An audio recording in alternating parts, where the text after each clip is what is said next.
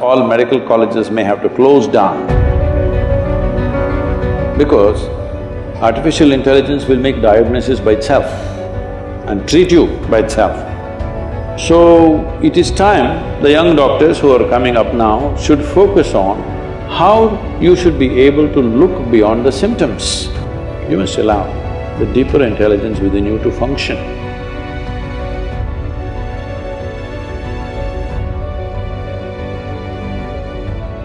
The antibiotic resistance is increasing day by day and Ayurvedic practices are declining day by day. So how do we create a perfect amalgamation between the practices of Ayurveda and Allopathy? Ayurveda and Siddha and naturopathy is growing big time in the West, particularly in Europe, very big.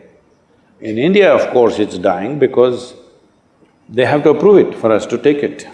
Without their approval, we cannot take it. But we must understand the difference between allopathy and these other Indian systems. Right now, an Ayurvedic doctor is going to another medical college just like you go for 4 years or 5 years or whatever. So what he's learning is a downgraded medicine, downgraded understanding. An Ayurvedic doctor or one who wants to practice Ayurveda should not go to a 4-year course. You have to invest your life in it, otherwise it won't happen.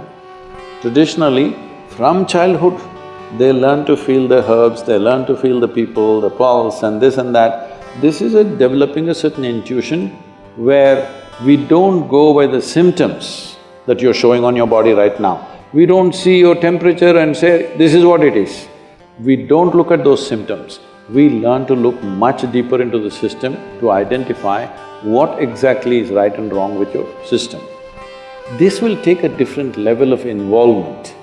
That involvement is missing right now. We're looking at things, if I do this much, I must get this job or I must get this place in the world. With this, these systems may not function very well.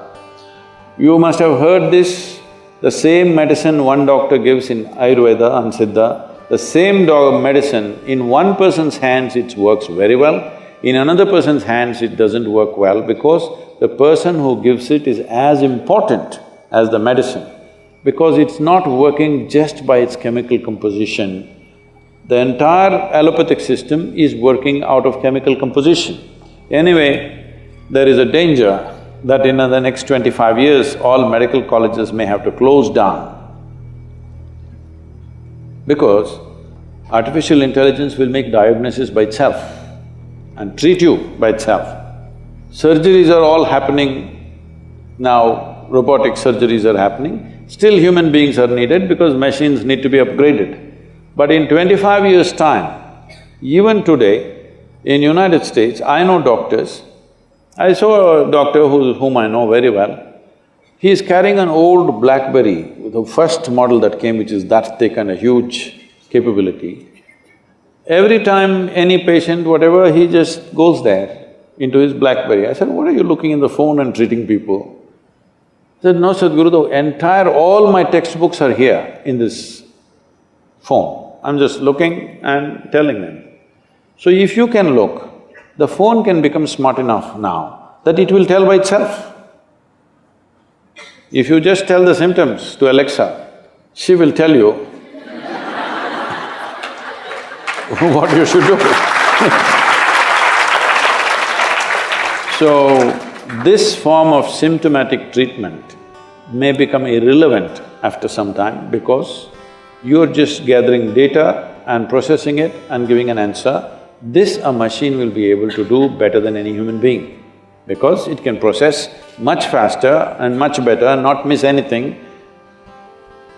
So, it is time the young doctors who are coming up now should focus on how you should be able to look beyond the symptoms. This is what Ayurveda and Siddha is significant about. There was a yogi with whom I volunteered for some time for his medical camps that he used to have. It was like a festival. Okay, for everybody who comes to him, he has a joke to tell them and it goes on like a festival. Simply something he will give and people are cured, thousands of people will queue up for him every day. And he himself lived to be 106.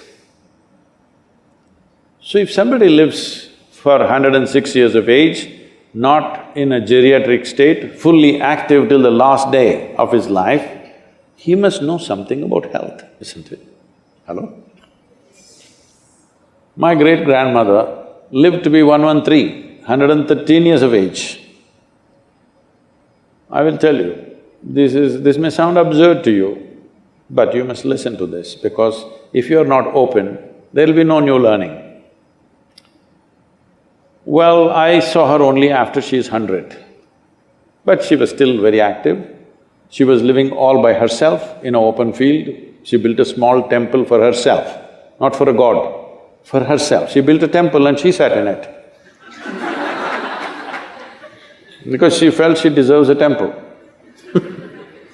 This is very common in India, especially women, older women, built small temples, they sat there and they served humanity in a different way, in their own way.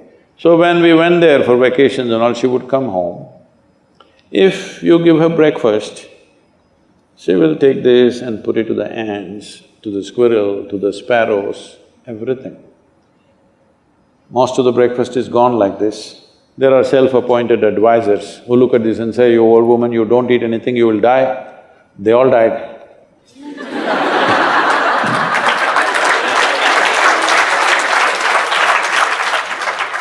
And she will simply sit there, looking at these sparrows and ants eating, simply tears would be rolling from her eyes. And when somebody said, "You've not eaten?" She said, "I'm full." I thought she was very emotional about the ants because I was just 4 or 5 years of age. I was going stamping the ants, chut, chut, chut. The best thing is she never stopped me. She never said, "Don't do that." She knew she's doing what she has to do for the ants. Ants are doing what they should do for their life. I am, as a child, doing what I have to do as a child. When I sometimes saw her like this and I asked, "What is this happening to you?" she would just laugh loudly and she would say, "Someday you will know." It took me over 25 years to know this, that your life is not nourished 100% by the food that you consume and things that you do. Life is a bigger phenomena than what you think in your head, much larger. Before you came, this cosmos was there, everything was working. After you and me are gone, still it'll be fine, isn't it? There is an intelligence beyond you. Don't immediately quantify it as God, this, that, because you're making a conclusion about things that you do not know. If you stay here, this is very important, if you live here clearly knowing you don't know a damn thing about anything, your intelligence will remain alert to everything. But you make conclusions, reading a book, listening to this and that nonsense, you say, "I know this, I know that, I know that." The moment you identify with your knowledge, you will become very small, because it doesn't matter how much you know, still what you know is a minuscule in this existence, isn't it? But our ignorance is boundless. This is called as the intelligence of ignorance. If you always know that you do not know, your intelligence will remain super alert. Whether your body is awake or asleep, it will remain super alert. This is what a doctor must do, because I'm sorry to say such things, you may know medicine, you might have read all the books in the world, you might have treated many patients, but still, everything seems to be perfect, somebody will die in your hands. Everything looks like he's going to die, he will sit up tomorrow morning. You will see this happening, yes or no? So, there is intelligence beyond you and me, there's an intelligence which makes us happen, there's an intelligence which can make a mango into a human being. If you don't allow that to function within you, if you think everything is in your head, you will become a dumb doctor. You must allow the deeper intelligence within you to function.